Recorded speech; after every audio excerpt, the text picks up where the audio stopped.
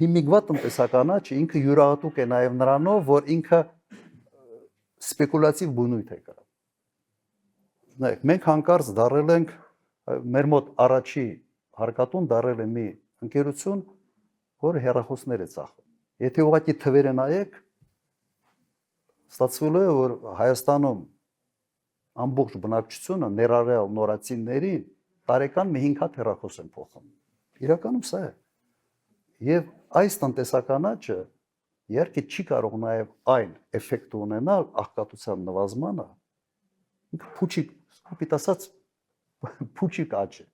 Շատ նեղ շրջանակներ են այդ աճից օգտվում։ Հիմա մեթոդաբանությունն են փոխել, աղքատությունը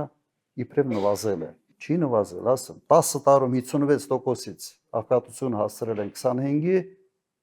հիմա մոտ 8 տարում աղքատությունը ոնց ընդունել են, այդպեսին էլ մնացել։